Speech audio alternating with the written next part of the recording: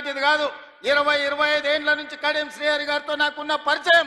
నేనే వారిని అడిగి కాంగ్రెస్ పార్టీలోకి రండి, నాకు అండగా నిలబడండి, ఈ తెలంగాణ రాష్ట్రాన్ని అభివృద్ధి పదం వైపు నడిపిద్దాం, మీ అనుభవం మీ నిజాయితీ తెలంగాణ రాష్ట్రానికి అవసరం ఉన్నది, శ్రీహరి గారు మీరు రండి, చెల్లి కడియం కావ్యను ఎంపీగా గెలిపించుకున్న బాధ్యత నేను తీసుకుంటా అని చెప్పిన.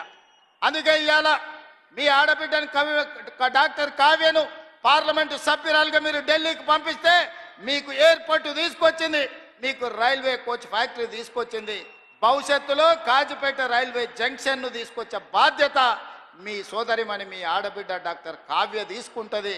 వారికి రైల్వే డివిజన్ని తెచ్చే బాధ్యత మా ఆడబిడ్డ మీ ఆడబిడ్డ కావ్య తీసుకుంటుంది. అండగా నిలబడి భుజం తట్టి ప్రోత్సహించే బాధ్యత నాది, పెద్దలు కడియం శ్రీహరి గారిది అని చెప్పి నేను ఈ సందర్భంగా తెలియజేస్తున్నా. మిత్రులారా, మీ దేవాదుల ప్రాజెక్టు పూర్తి కావాలన్నా, శ్రీహరి గారు నా ముందు ప్రతిపాదించిన పనులను పూర్తి చేయాలన్నా, మీ స్టేషన్ గన్పూర్కి భవిష్యత్తులో నిధులను విడుదల చెయ్యాలన్నా మీరందరూ కలిసికట్టుగా శ్రీహరి గారి నాయకత్వాన్ని బలపరచండి.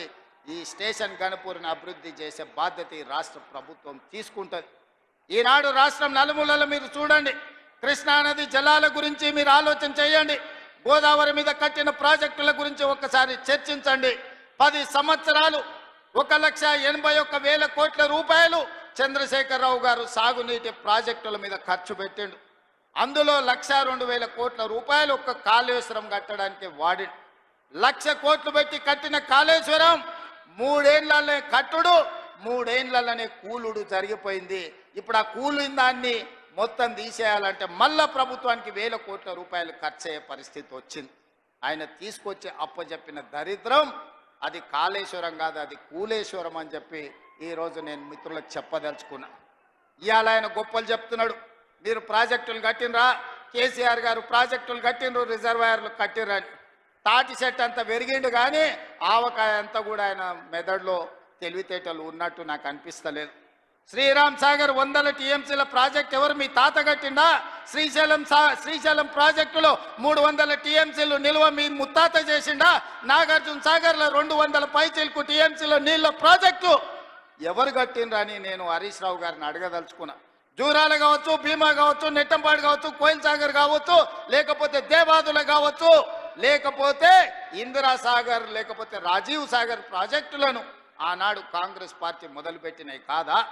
శ్రీపాద ఎల్లంపల్లి మేము కట్టింది కాదా? ఇవాళ మేము కట్టిన ప్రాజెక్టులు ఈ తెలంగాణ రాష్ట్రాన్ని సస్యశ్యామలం చేసినాయి.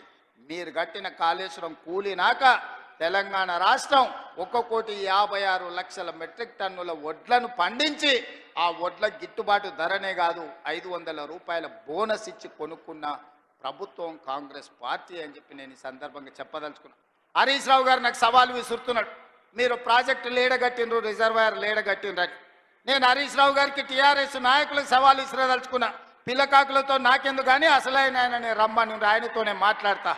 శ్రీరామ్ సాగర్ మీద మాట్లాడదామా, నాగార్జున సాగర్ మీద మాట్లాడదామా, శ్రీశైలం ఆనకట్ట మీద మాట్లాడదామా, జూరాల మీద మాట్లాడదామా, భీమా మీద మాట్లాడదామా, నెట్టంపాడు మీద మాట్లాడదామా, కోయిల్ సాగర్ కట్ట మీద మాట్లాడదామా, రాజోలి బండ డైవర్షన్ స్కీమ్ దగ్గర మాట్లాడదామా, లేకపోతే మంజిరా పరివాహక ప్రాంతంలో మాట్లాడదామా? చంద్రశేఖరరావు గారు వీళ్ళని కాదు, నువ్వు రా, నువ్వు వస్తే నీకు తెలుస్తుంది మేమేం చేసినాం, మీరేం చేసినాం. తెలిసి తెలవక ఉడికిందో ఉడకక ఉరుకులాడుతున్నారు నీ అల్లుడు నీ కొడుకు. వాళ్ళకు పిల్లకాకులకేం తెలుసు, ఉండేలు దెబ్బ అని వెనకడికి చెప్పారు. నీకు తెలుసు కదా మా దెబ్బ ఎట్లుంటుందో, కాంగ్రెస్ పార్టీ కార్యకర్తల దెబ్బ. 2023 డిసెంబర్ 3 నాడు చూసినావు కదా మా కార్యకర్తల దెబ్బ. అందుకే ఇవాళ ఆయన మొహం జల్లక ఫామ్ హౌస్లో దాచుకొని ఇవాళ వీళ్ళను ఉసిగొల్పుతున్నాడు. ఏమన్నా అంటే పెద్ద మనిషిని అట్లా అంటారా అంట. పెద్ద మనిషిలాగా వ్యవహరించాలి కదా అని నేను అంటున్నాను. ఆయన అనుభవాన్ని తెలంగాణ కోసం వాడా? అధికారం పోతే బయటికి రాడా? బయటికి రానప్పుడు ప్రతిపక్ష హోదా ఎందుకు? 58 లక్షల జీతం ఎందుకు? 15 నెలల చంద్రశేఖరరావు గారికి తెలంగాణ రాష్ట్ర ప్రభుత్వం 58 లక్షల రూపాయల జీత భత్యాలు ఇచ్చి వందలాది మంది పోలీసుల పహారను వారికి కల్పించింది.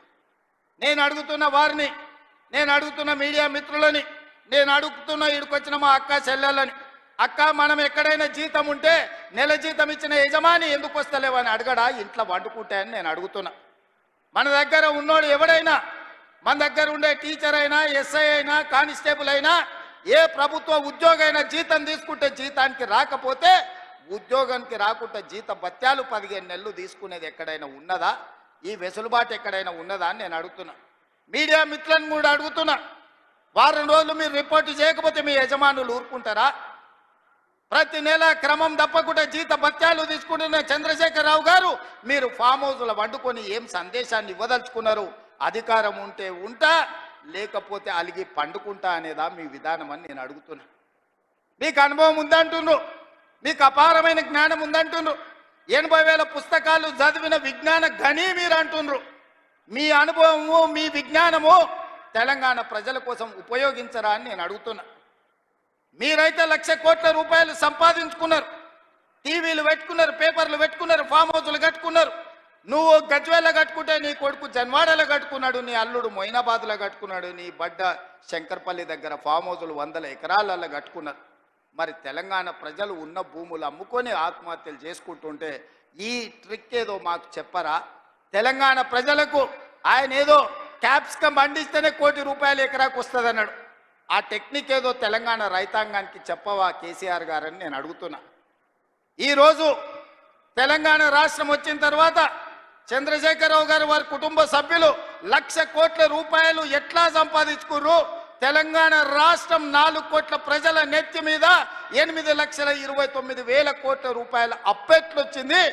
మాకు అప్పులు ఎట్లా పెరిగినాయి పాపాల పుట్టలెక్క, మీ ఆస్తులు ఎట్లా పెరిగినాయి 1,00,000 కోట్లకని నేను ఈ వేదిక మీద నుంచి పెద్దలు చంద్రశేఖరరావు గారిని సవినయంగా అడుగుతున్నా, గౌరవప్రదంగా వారికి విజ్ఞప్తి చేస్తున్నా. మీ 1,00,000 కోట్ల సంపాదన నైపుణ్యం ఏందో మా నిరుద్యోగ యువకులకు చెప్పండి.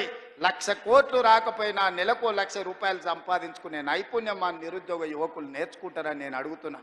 ఒకవేళ నీకు రావడానికి ఇబ్బంది అయితే విడతల వారీగా 1000 మందిని నీ దగ్గరికే ఫామ్ హౌస్కు పంపిస్తా. ఆ విద్య ఏందో వాళ్ళకు నేర్పమని చంద్రశేఖరరావు గారికి విజ్ఞప్తి చేస్తున్నా. ఎందుకంటే ప్రతి నెల 3,92,000 రూపాయలు మీరు జీత భత్యాలు తీసుకుంటున్నారు కదా. తీసుకున్న జీతం కిందికన్నా తెలంగాణ యువకులకు ఈ శిక్షణ ఇవ్వమని చంద్రశేఖరరావు గారిని నేను అడుగుతున్నా. ఇవాళ వాళ్ళందరూ ఏందో పోయినట్టు, కొల్లగొట్టుకపోయినట్టు వాళ్ళ ఆస్తిని, తుఫాను వస్తే దివిసీమ తుఫాన్లో మొత్తం సర్వం కోల్పోయిన వాళ్ళు వెనకటికి మనకు ఊర్లలో అడుక్కునేటోళ్ళు వచ్చేటోళ్ళు ఈడ జర సీనియర్లు ఉంటే తెలుసు.